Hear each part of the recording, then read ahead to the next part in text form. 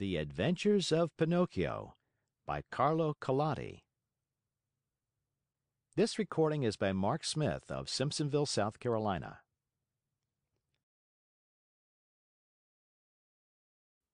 Chapter 33 of The Adventures of Pinocchio. Very sad and downcast were the two poor little fellows as they stood and looked at each other. Outside the room, the little man grew more and more impatient, and finally gave the door such a violent kick that it flew open. With his usual sweet smile on his lips, he looked at Pinocchio and Lampwick and said to them, "Fine work, boys! You have brayed well, so well that I recognized your voices immediately, and here I am." On hearing this, the two donkeys bowed their heads in shame, dropped their ears, and put their tails between their legs. At first, the little man petted and caressed them and smoothed down their hairy coats. Then he took out a currycomb and worked over them till they shone like glass. Satisfied with the looks of the two little animals, he bridled them and took them to a marketplace far away from the land of toys, in the hope of selling them at a good price. In fact, he did not have to wait very long for an offer. Lampwick was bought by a farmer whose donkey had died the day before. Pinocchio went to the owner of a circus, who wanted to teach him to do tricks for his audiences. And now you understand what the little man's profession was? This horrid little being, whose face shone with kindness, went about the world looking for boys. Lazy boys, boys who hated books, boys who wanted to run away from home, boys who were tired of school. All these were his joy and his fortune. He took them with him to the land of toys and let them enjoy themselves to their heart's content. When, after months of all play and no work, they became little donkeys, he sold them on the marketplace. In a few years, he had become a millionaire. What happened to Lampwick? My dear children, I do not know. Pinocchio, I can tell you, met with great hardships even from the first day. After putting him in a stable, his new master filled his manger with straw, but Pinocchio, after tasting a mouthful, spat it out. Then the man filled the manger with hay, but Pinocchio did not like that any better. "Ah, you don't like hay either!" he cried angrily. "Wait, my pretty donkey, I'll teach you not to be so particular." Without more ado, he took a whip and gave the donkey a hearty blow across the legs. Pinocchio screamed with pain, and as he screamed, he brayed, "Yaw, yaw, yaw! I can't digest straw." "Then eat the hay," answered his master, who understood the donkey perfectly. "Yaw, yaw, yaw! Hay gives me a headache." "Do you pretend, by any chance, that I should feed you duck or chicken?" asked the man again, and angrier than ever, he gave poor Pinocchio another lashing. At that second beating, Pinocchio became very quiet and said no more. After that, the door of the stable was closed and he was left alone.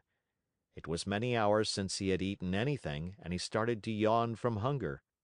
As he yawned, he opened a mouth as big as an oven. Finally, not finding anything else in the manger, he tasted the hay. After tasting it, he chewed it well, closed his eyes, and swallowed it. "This hay is not bad," he said to himself, "but how much happier I should be if I had studied! Just now, instead of hay, I should be eating some good bread and butter. Patience." Next morning, when he awoke, Pinocchio looked in the manger for more hay, but it was all gone. He had eaten it all during the night. He tried the straw, but as he chewed away at it, he noticed to his great disappointment that it tasted neither like rice nor like macaroni. "Patience," he repeated as he chewed. "If only my misfortune might serve as a lesson to disobedient boys who refuse to study. Patience. Have patience." "Patience, indeed!" shouted his master just then, as he came into the stable. "Do you think, perhaps, my little donkey, that I have brought you here only to give you food and drink? Oh, no! You are to help me earn some fine gold pieces, do you hear?" Come along now.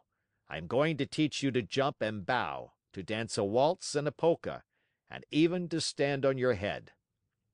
Poor Pinocchio, whether he liked it or not, had to learn all these wonderful things, but it took him 3 long months and cost him many, many lashings before he was pronounced perfect. The day came at last when Pinocchio's master was able to announce an extraordinary performance. The announcements, posted all around the town, and written in large letters, read thus: "Great spectacle tonight! Leaps and exercises by the great artists and the famous horses of the company. First public appearance of the famous donkey called Pinocchio, the star of the dance. The theater will be as light as day." That night, as you can well imagine, the theater was filled to overflowing 1 hour before the show was scheduled to start. Not an orchestra chair could be had, not a balcony seat, nor a gallery seat, not even for their weight in gold. The place swarmed with boys and girls of all ages and sizes, wriggling and dancing about in a fever of impatience to see the famous donkey dance. When the first part of the performance was over, the owner and manager of the circus, in a black coat, white knee breeches, and patent leather boots, presented himself to the public and in a loud, pompous voice made the following announcement: "Most honored friends, gentlemen and ladies, your humble servant, the manager of this theater, presents himself before you tonight in order to introduce to you the greatest, the most famous donkey in the world, a donkey that has had the great honor in his short life of performing before the kings and queens and emperors of all the great courts of Europe. We thank you for your attention." This speech was greeted by much laughter and applause, and the applause grew to a roar when Pinocchio, the famous donkey, appeared in the circus ring. He was handsomely arrayed. A new bridle of shining leather with buckles of polished brass was on his back. 2 white camellias were tied to his ears. Ribbons and tassels of red silk adorned his mane, which was divided into many curls. A great sash of gold and silver was fastened around his waist, and his tail was decorated with ribbons of many brilliant colors. He was a handsome donkey indeed. The manager, when introducing him to the public, added these words: "Most honored audience, I shall not take your time tonight to tell you of the great difficulties which I have encountered while trying to tame this animal, since I found him in the wilds of Africa. Observe, I beg of you, the savage look of his eye. All the means used by centuries of civilizations in subduing wild beasts failed in this case. I had finally to resort to the gentle language of the whip in order to bring him to my will. With all my kindness, however, I never succeeded in gaining my donkey's love. He is still today as savage as the day I found him. He still fears and hates me, but I have found in him one great redeeming feature. Do you see this little bump on his forehead? It is this bump which gives him his great talent of dancing and using his feet as nimbly as a human being. Admire him, O signori, and enjoy yourselves. I let you, now, be the judges of my success as a teacher of animals. Before I leave you, I wish to state that there will be another performance tomorrow night. If the weather threatens rain, the great spectacle will take place at 11 o'clock in the morning." The manager bowed and then turned to Pinocchio and said, "Ready, Pinocchio? Before starting your performance, salute your audience." Pinocchio obediently bent his 2 knees to the ground and remained kneeling until the manager, with the crack of the whip, cried sharply, "Walk!" The donkey lifted himself on his 4 feet and walked around the ring. A few minutes passed and again the voice of the manager called, "Quick step!" And Pinocchio obediently changed his step. "Gallop!" And Pinocchio galloped. "Full speed!" And Pinocchio ran as fast as he could. As he ran, the master raised his arm and a pistol shot rang in the air. At the shot, the little donkey fell to the ground as if he were really dead. A shower of applause greeted the Donkey as he arose to his feet. Cries and shouts and hand clappings were heard on all sides. At all that noise, Pinocchio lifted his head and raised his eyes. There in front of him, in a box sat a beautiful woman. Around her neck she wore a long gold chain, from which hung a large medallion. On the medallion was painted the picture of a Marionette. "That picture is of me! That beautiful lady is my Fairy!" said Pinocchio to himself, recognizing her. He felt so happy that he tried his best to cry out, "Oh, my Fairy! Oh, my Fairy!" But instead of words, a loud braying was heard in the theater, so loud and so long that all the spectators, men, women, and children, but especially the children, burst out laughing. Then, in order to teach the Donkey that it was not good manners to bray before the public, the manager hit him on the nose with the handle of the whip. The poor little Donkey stuck out a long tongue and licked his nose for a long time in an effort to take away the pain. And what was his grief when on looking up toward the boxes, he saw that the Fairy had disappeared. He felt himself fainting, his eyes filled with tears, and he wept bitterly. No one knew it, however, least of all the manager, who, cracking his whip, cried out, "Bravo, Pinocchio! Now show us how gracefully you can jump through the rings." Pinocchio tried 2 or 3 times, but each time he came near the ring, he found it more to his taste to go under it. The 4th time, at a look from his master, he leaped through it, but as he did so his hind legs caught in the ring and he fell to the floor in a heap.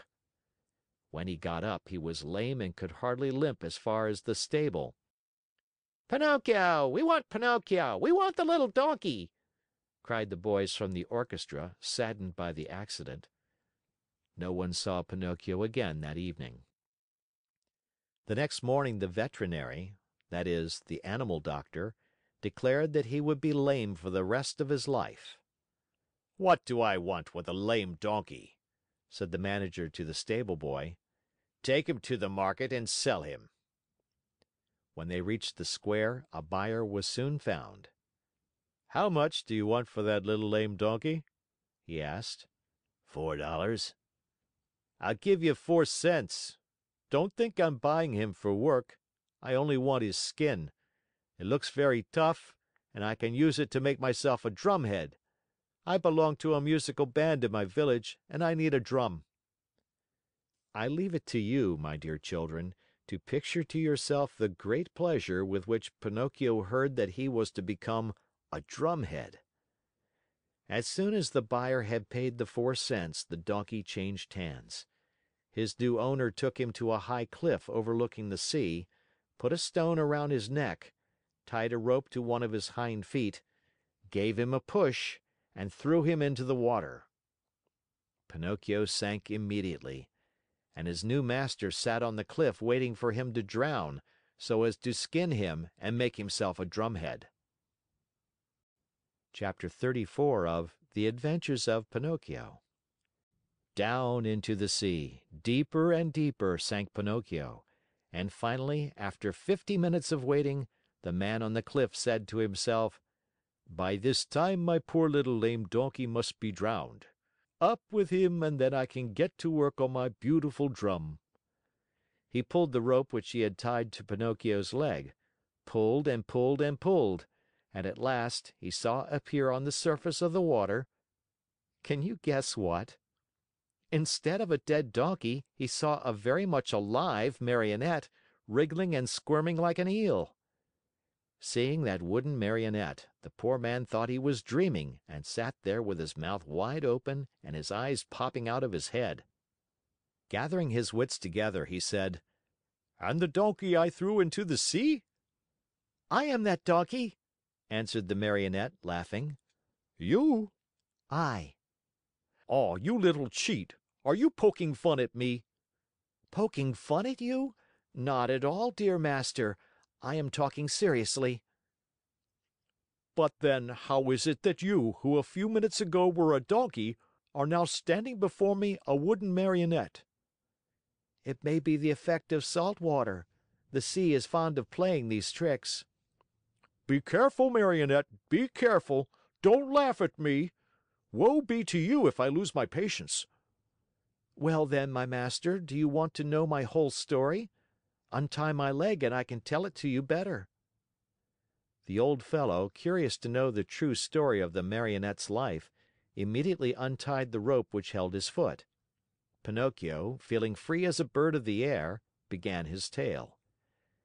"Know then that, once upon a time, I was a wooden Marionette, just as I am today. One day I was about to become a boy, a real boy, but on account of my laziness and my hatred of books, and because I listened to bad companions, I ran away from home. One beautiful morning, I awoke to find myself changed into a donkey. Long ears, gray coat, even a tail. What a shameful day for me! I hope you will never experience one like it, dear master. I was taken to the fair and sold to a circus owner, who tried to make me dance and jump through the rings. One night, during a performance, I had a bad fall and became lame. Not knowing what to do with a lame donkey, the circus owner sent me to the marketplace and you bought me."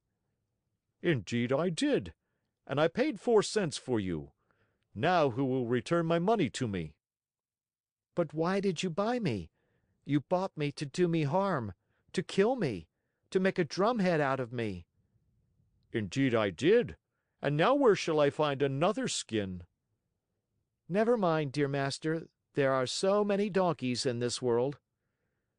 "Tell me, impudent little rogue, does your story end here?" "One more word," answered the Marionette, "and I am through. After buying me, you brought me here to kill me. But feeling sorry for me, you tied a stone to my neck and threw me to the bottom of the sea. That was very good and kind of you to want me to suffer as little as possible, and I shall remember you always.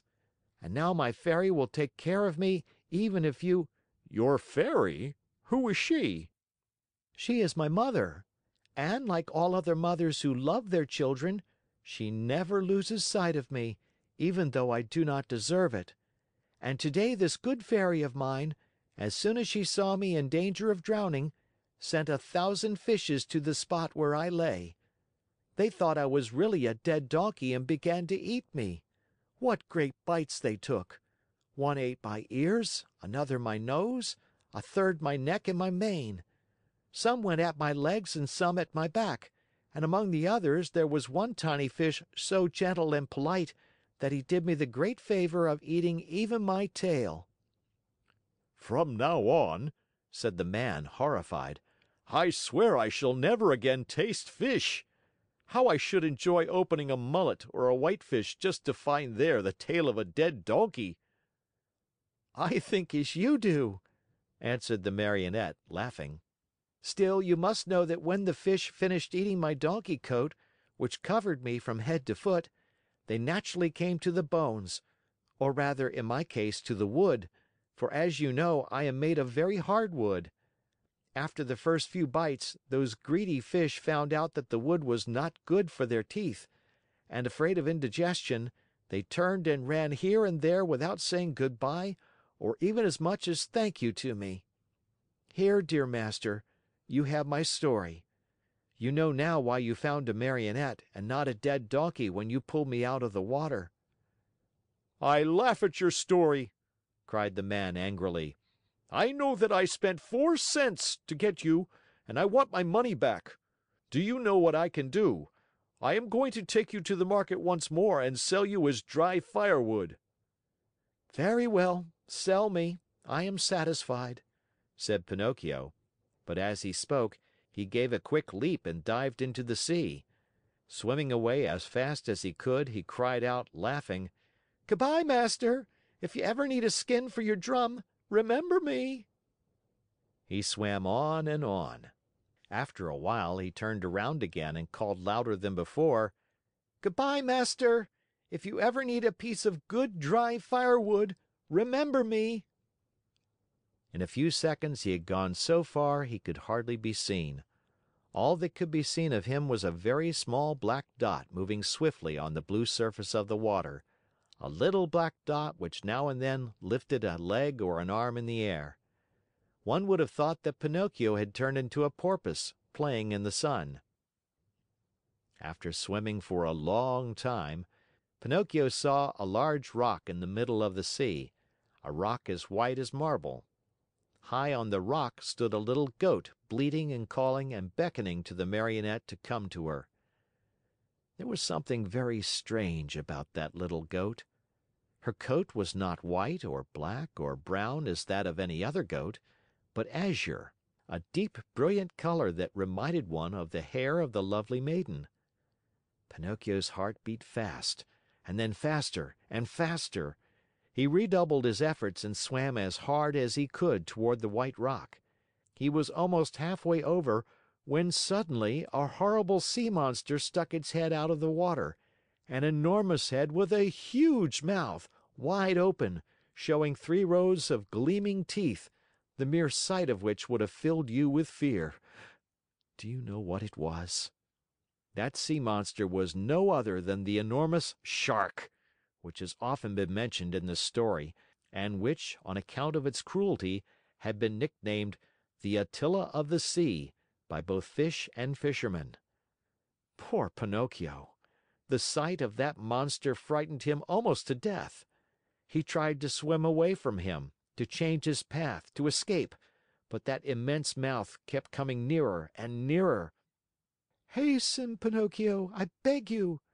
bleated the little goat on the high rock. And Pinocchio swam desperately with his arms, his body, his legs, his feet. "Quick, Pinocchio, the monster is coming nearer!" Pinocchio swam faster and faster, and harder and harder. "Faster, Pinocchio, the monster will get you! There he is! There he is! Quick, quick, or you are lost!" Pinocchio went through the water like a shot, swifter and swifter. He came close to the rock. The goat leaned over and gave him one of her hoofs to help him up out of the water. Alas, it was too late! The monster overtook him and the Marionette found himself in between the rows of gleaming white teeth. Only for a moment, however, for the Shark took a deep breath and, as he breathed, he drank in the Marionette as easily as he would have sucked an egg. Then he swallowed him so fast that Pinocchio, falling down into the body of the fish, lay stunned for a half hour. When he recovered his senses, the Marionette could not remember where he was. Around him all was darkness, a darkness so deep and so black that for a moment he thought he had put his head into an inkwell. He listened for a few moments and heard nothing. Once in a while a cold wind blew on his face. At first he could not understand where that wind was coming from, but after a while he understood that it came from the lungs of the monster. I forgot to tell you that the Shark was suffering from asthma, so that whenever he breathed a storm seemed to blow. Pinocchio at first tried to be brave, but as soon as he became convinced that he was really and truly in the Shark's stomach, he burst into sobs and tears. "Help! Help!" he cried. "Oh, poor me! Won't someone come to save me?" "Who is there to help you, unhappy boy?" said a rough voice, like a guitar out of tune. "Who is talking?" asked Pinocchio, frozen with terror.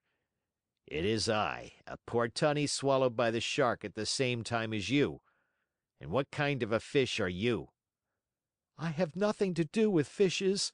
I am a Marionette." "If you are not a fish, why did you let this monster swallow you?" "I didn't let him. He chased me and swallowed me without even a 'by your leave.' And now what are we to do here in the dark?"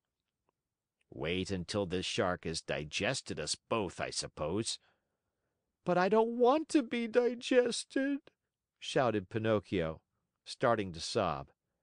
"Neither do I," said the Tunny, "but I am wise enough to think that if one is born a fish, it is more dignified to die under the water than in the frying pan."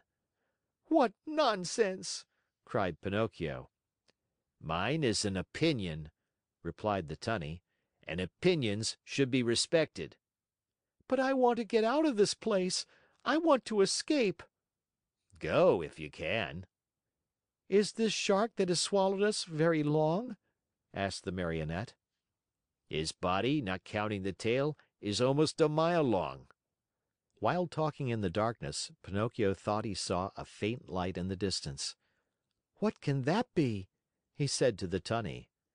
Some other poor fish waiting as patiently as we to be digested by the shark. "I want to see him. He may be an old fish and may know some way of escape." I wish you all good luck, dear Marionette. "Goodbye, Tunny." Goodbye, Marionette, and good luck. "When shall I see you again?" Who knows? It is better not to think about it.